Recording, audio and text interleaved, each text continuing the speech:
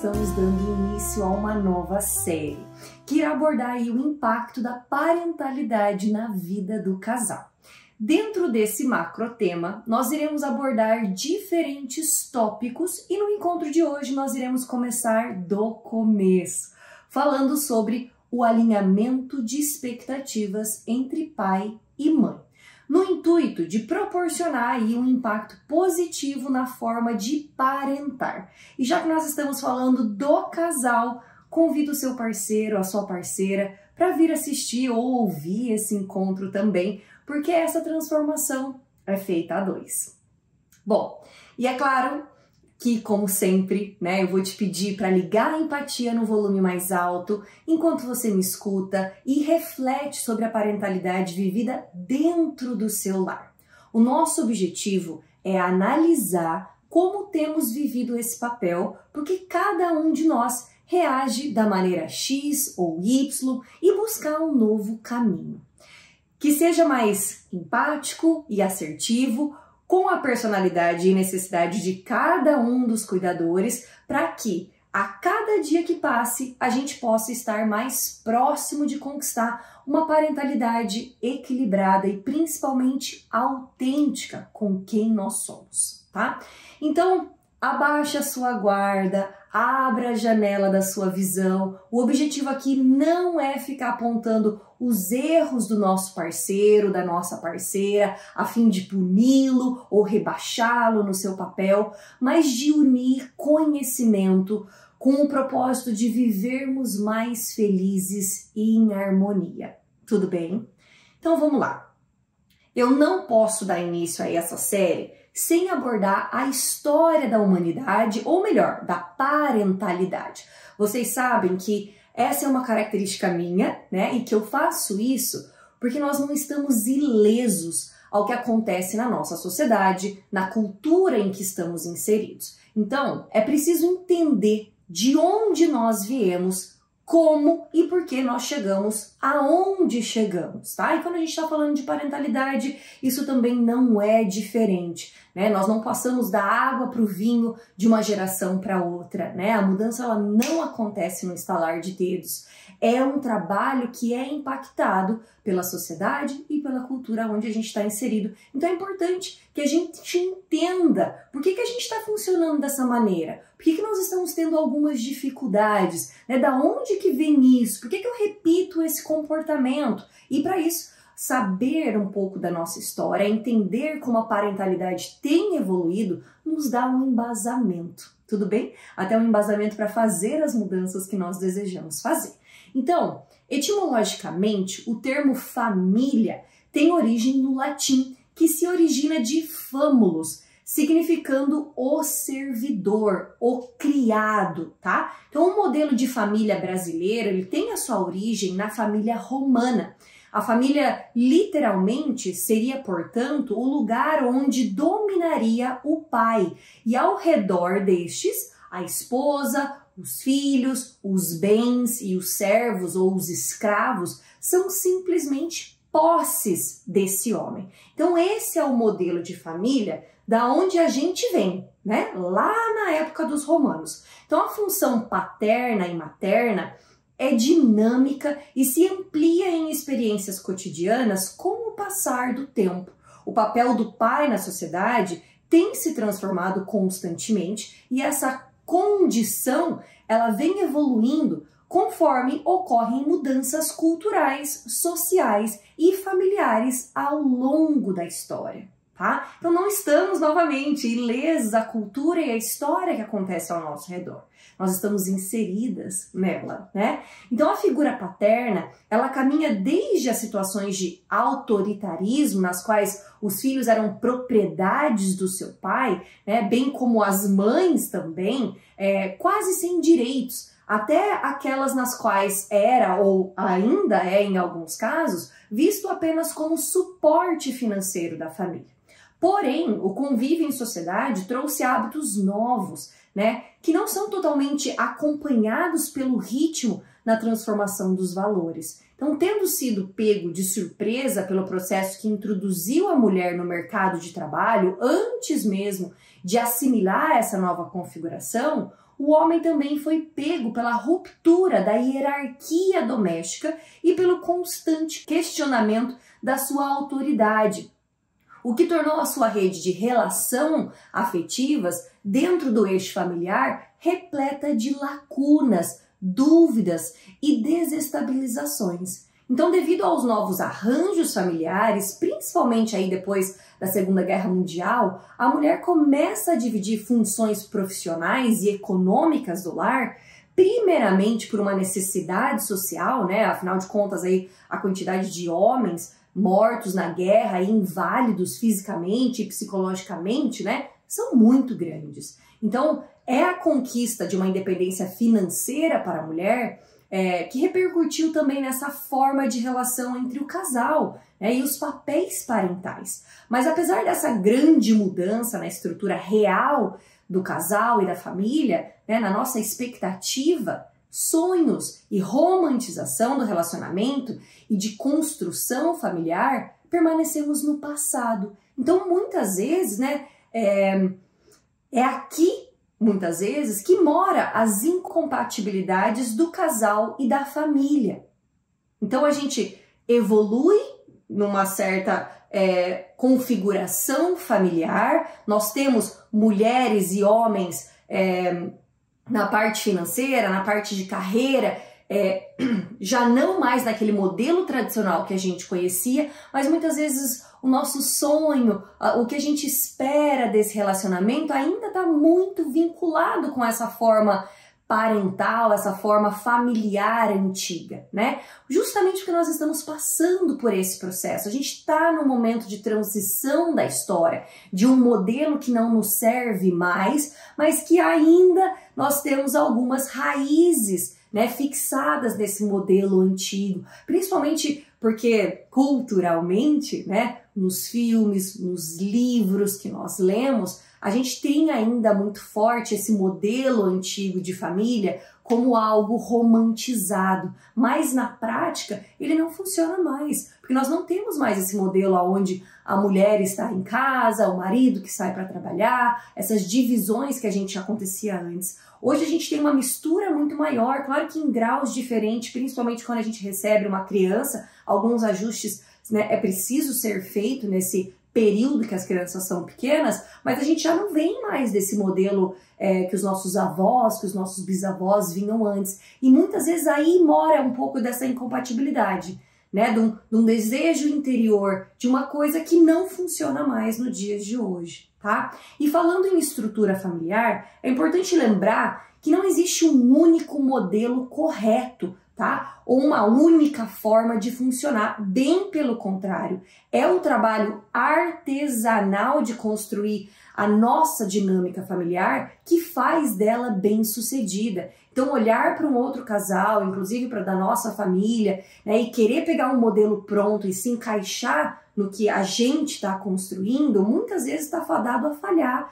porque nós estamos falando de duas pessoas que vêm de famílias e modelos familiares diferentes. Então eu sempre falo, é o colocar essa mão na massa, é revisar os nossos conceitos, é colocar as cartas na mesa, é ouvir o que o outro espera de mim, o que eu espero dele e vice-versa, né? Construir essa relação e essa família de maneira artesanal, respeitando as minhas, as suas características e as características dos nossos filhos, é o modelo que mais funciona para nós. Então, deixe um pouco de lado esses modelos prontos, esses modelos que a sociedade, às vezes uma religião, uma cultura, né, diz ser o modelo mais correto. O modelo mais correto é aquele que todos os integrantes daquela família se sentem ouvidos, têm espaço para se manifestar nas suas particularidades.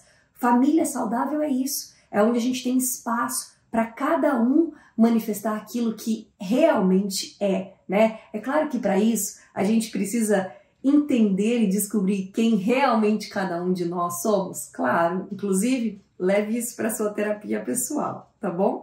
Tendo dito isso, vamos entrar aí na nossa primeira reflexão. Eu quero te pedir para analisar a estrutura familiar na qual você pertenceu com o papel de filho.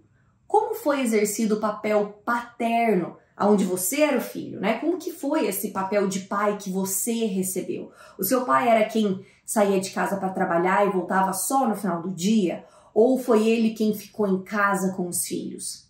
A sua mãe foi dona de casa ou sempre teve uma carreira? E você se recorda de já ter analisado essa estrutura familiar antes? Você já parou para pensar na estrutura familiar que você recebeu como filho?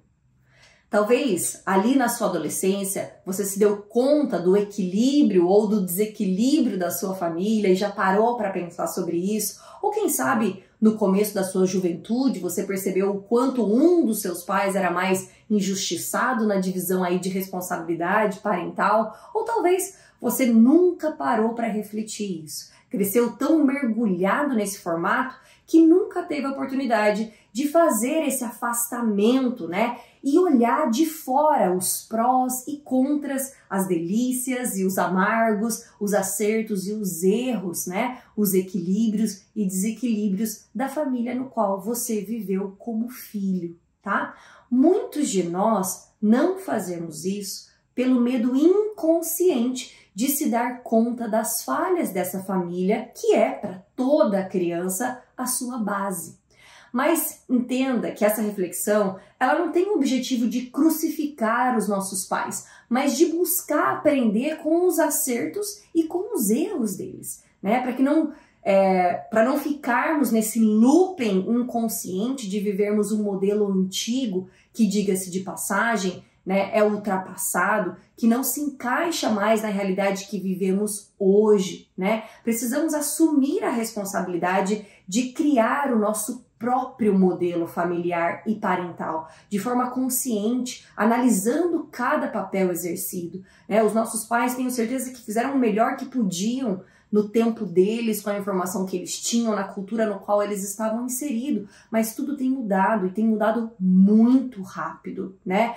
Vamos voltar um pouquinho no tempo, e aí algumas gerações atrás, realmente esse era o modelo que eles tinham, né? Passava-se muito de geração para geração a forma de funcionar. Então as nossas mães nos diziam como cuidar dos nossos filhos e assim por diante, mas hoje a gente tem uma ciência que nos traz comprovações desses comportamentos. O quanto disso é prejudicial a curto ou a longo prazo, né? Hoje a ciência conseguiu chegar nesse patamar aí da parentalidade e conseguiu nos trazer algumas consequências, principalmente a longo prazo. Então hoje a gente entende que dar aquele chazinho com açúcar para aquele bebê recém-nascido, para aquele bebê pequenininho, traz muito mais malefícios do que benefícios. Isso não quer dizer que a gente está crucificando as nossas avós, as nossas bisavós por isso, mas nós estamos trazendo para a consciência essa informação, usando dessa maravilha que é a ciência, né, que nos comprova isso, para que a gente faça diferente, né? E aí sim, as gerações que estão por vir possam trazer um pouco dessa parentalidade consciente que nós estamos aí construindo pela primeira vez, sendo a primeira geração fazendo dessa parentalidade, né, algo pautado na ciência, e que os nossos filhos possam replicar um pouco disso, né, de viver essa parentalidade de maneira consciente, construindo ela de forma artesanal, que funcione para eles, do jeitinho deles, assim como a gente vai tentar estar fazendo isso pela gente, né? Inclusive, é muito importante que essa estrutura ela seja fluida, né? Porque a família ela não é estática, ela está sempre, constantemente em mudança. Então, ora, nós não temos crianças e funcionamos de uma maneira como um casal, né? O primeiro filho chega e, como eu falei no encontro passado, inclusive, tudo sai do lugar. Mas quando nós nos permitimos funcionar de maneira flexível e consciente, nós vamos encontrando novos formatos homeostáticos de viver a nossa vida, né? Onde a vida encontra um novo equilíbrio, nunca buscando voltar para o que éramos, porque isso não existe na vida, né? O fluir, né, significa deixar ir muitas coisas, mas para receber novas coisas, né? Até a próxima mudança chegar, né? Como a chegada de um segundo filho, de um terceiro filho, como quando os filhos passam a ir para a escola, a gente tem uma mudança, um impacto na nossa vida, quando eles se tornam adolescentes, quando eles vão para a faculdade e ir embora da nossa casa também, né? Tentar parar esse rio da vida, digamos assim, né, não vai fazer com que as mudanças não venham, vai fazer com que a gente sofra ainda mais esse processo, porque ele se torna muito mais dolorido, onde eu tento nadar contra a maré, em vez de ajustar as minhas velas para que o meu barco possa, né, fluir junto com esse rio, né? E é só para relembrar, né, ainda que nós optemos por não ter filhos, isso não nos garante que a vida permanecerá a mesma, né? Que não passaremos aí por momentos de equilíbrio e desequilíbrio. Isso não existe na vida de nenhum ser vivo, né? Nenhum. Mas observem, a árvore, ela não tenta ir contra a estação e se nega a se desfazer das suas folhas na chegada do outono, porque ela entende que somos feitos de ciclos, né? E a inflexibilidade de não abrir mão de suas folhas agora a levará a sucumbir no inverno. E muitas vezes a vida vai pedir isso de você, de abrir mão de algumas folhas, porque o período que você vai passar, né, ali na frente te pede isso. Mas isso não quer dizer que outras estações virão na sua vida, né? Isso não quer dizer que os filhos não crescerão e que o modelo que eu conheço hoje vai mudar, vai ser diferente, vai ser mais leve. Essa é a tendência da parentalidade, né? Que os primeiros 3 anos dessa criança, a exigência parental é muito maior, mas depois essa criança vai ganhando cada vez mais autonomia, né? Ela vai precisando cada vez menos do nosso auxílio. Então, muitas vezes a gente vai precisar abrir mão de algumas folhas aqui, e eu sei que às vezes é dolorido, é difícil abrir mão dessas folhas, né? Mas se a gente não abre mão das folhas no outono, no inverno a gente sofre muito mais, né? E se a gente acreditar que essa primavera vai chegar, essas folhas vão voltar, novas inclusive, a gente deixa a vida fluir e esse impacto ele é muito menor ali quando esse inverno chega, tá? E muitas vezes nós nos sentimos ameaçados e inseguros em abrir mão, né, de algo pessoal, de um hobby, de um esporte, um tempo que era só meu, e com medo da mudança, do desconhecido, nos tornamos aí resistentes e inflexíveis, e é aí que muitas vezes as nossas relações começam a se romper, tá? Então, vamos para a nossa segunda reflexão de hoje. O que é ser mãe para você? Independente se você é um homem ou uma mulher, o que é ser mãe para você?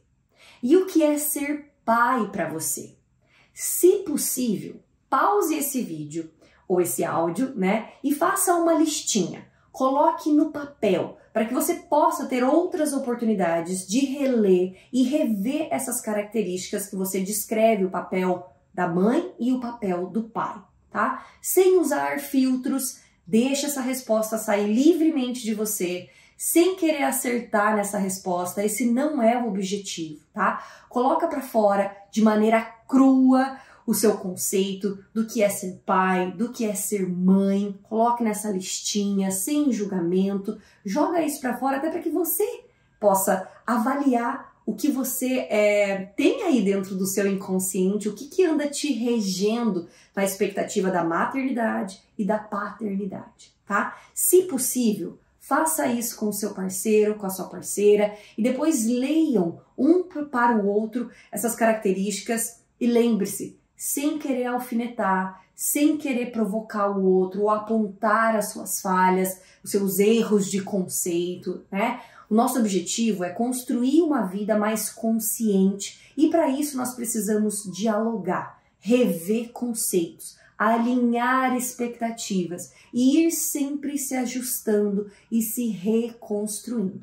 Como eu falei, né, tanto a vida quanto a parentalidade, ela não é estática, ela muda constantemente. O bebê que precisa de mim é diferente da criança que precisa de mim, que é diferente do adolescente que precisa de mim e do jovem que precisa de mim. Então a minha parentalidade precisa se ajustar às necessidades desse filho, já que esse papel é exercido para esse filho, né?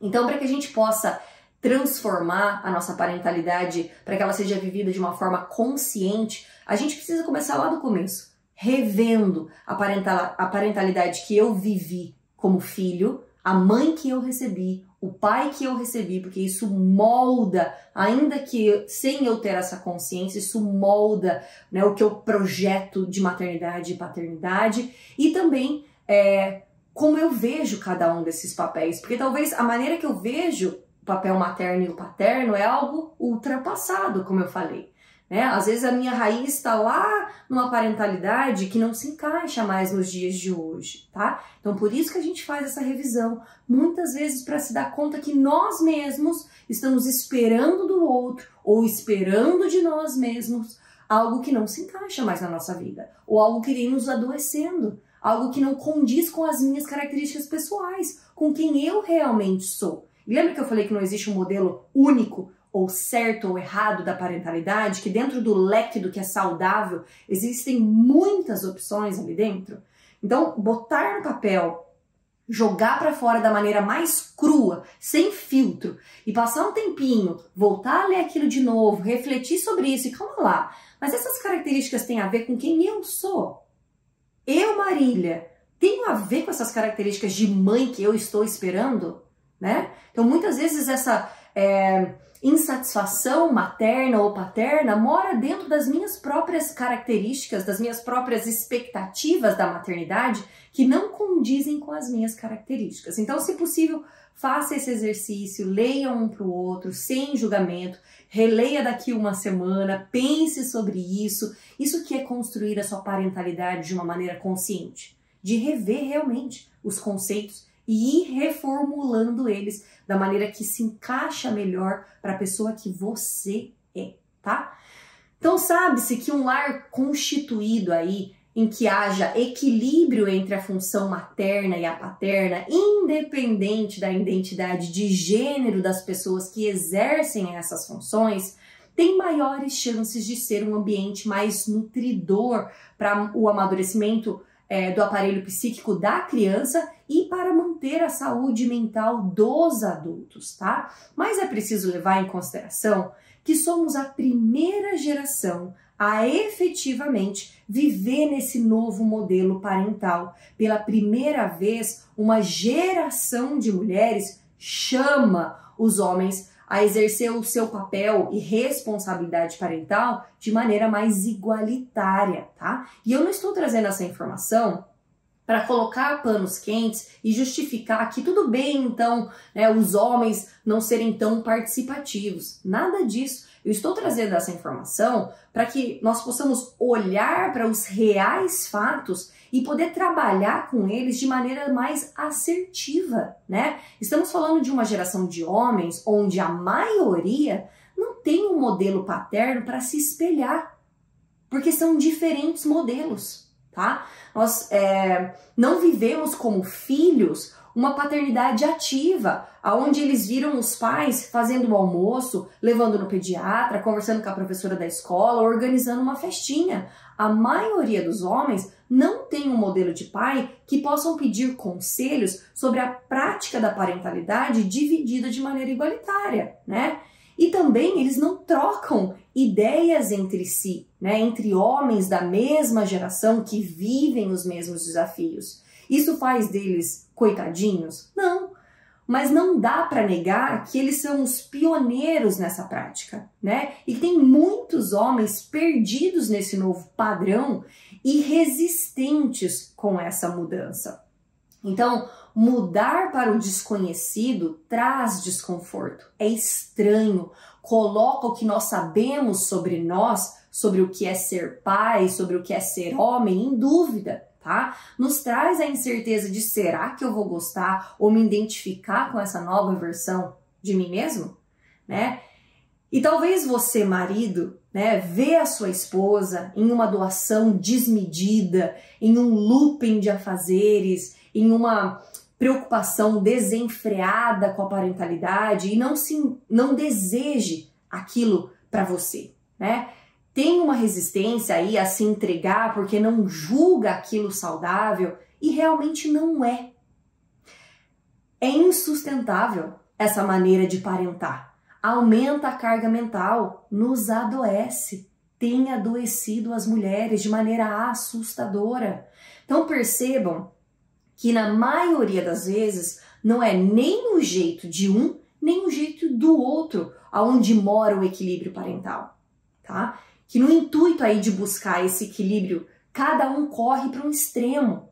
E não é na extrema ponta, né, onde não estudamos sobre desenvolvimento infantil, onde fazemos de qualquer jeito, onde vivemos essa fase de maneira inconsciente, e tampouco na outra extremidade, onde nós ficamos obcecados e orbitamos a nossa vida ao redor dos filhos. Então, para ilustrar isso que eu estou trazendo para vocês, imagina uma gangorra, né? Aonde as duas pontas da gangorra são esse extremo que eu estou te falando. Então, muitas vezes, quando um dos pais corre para esse outro extremo, né, essa gangorra fica completamente desequilibrada. Para que a gente consiga um certo equilíbrio, não basta estar no meio da gangorra.